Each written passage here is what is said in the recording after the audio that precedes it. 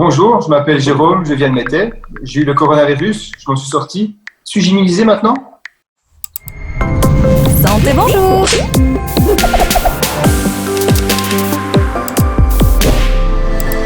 Bonjour Jérôme, alors a priori oui.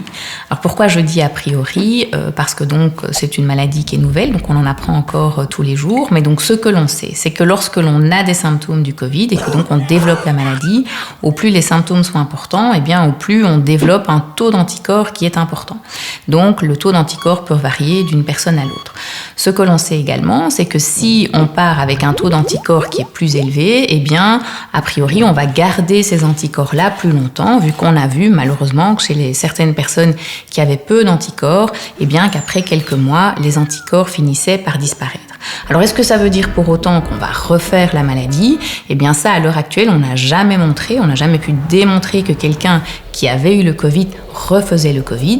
Et en particulier, on a des données assez intéressantes qui viennent de la Corée du Sud, où ils ont suivi des patients qui avaient une PCR positive. Donc la PCR, c'est quand on va détecter le virus avec le fameux frottis qui n'est pas très agréable, qui ensuite avaient un frottis négatif, et puis qui, quelques temps plus tard, ont eu à nouveau un frottis positif. Et donc la grosse question, c'était est-ce que ces gens-là sont à nouveau malades? Eh bien la réponse est que non.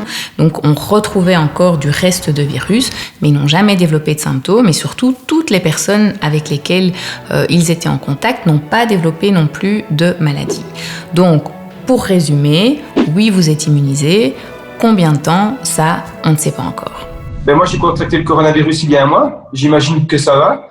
On devait se rendre en Corse au mois d'août avec ma famille et on se demande donc si c'est dangereux ou pas d'y aller. Alors Jérôme, pour les vacances, le mieux c'est vraiment de vérifier la situation peu de temps avant de partir. Pourquoi? Parce que, comme vous avez pu le constater, la situation peut vraiment changer d'un pays à l'autre et surtout d'un jour à l'autre. On va prendre un exemple d'un pays qui est proche de nous, l'Allemagne. Donc l'Allemagne, la situation était vraiment sous contrôle et il y a eu en juin donc un foyer qui est apparu, donc un nouveau foyer avec plusieurs centaines de personnes qui ont été infectées. Et donc je vous conseille de regarder sur le site des affaires étrangères belges, donc diplomatie.be, où là ils tiennent vraiment à jour toutes les informations pour les pays avec leur situation en termes épidémiologiques, etc. Ce qui est très important aussi, c'est que certains pays ont des critères pour accepter les touristes, et en particulier les Belges.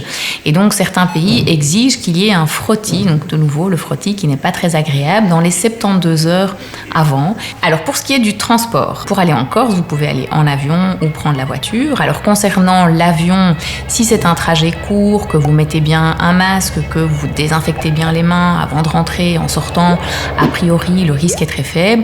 Personnellement, je ne prendrai pas pour l'instant un avion pour faire un long courrier, donc plusieurs heures.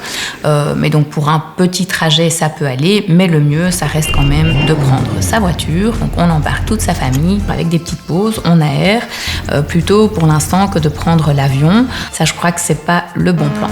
Voilà Jérôme, j'espère qu'avec toutes ces infos, vous pourrez passer de bonnes vacances et surtout, prenez soin de vous et de votre famille.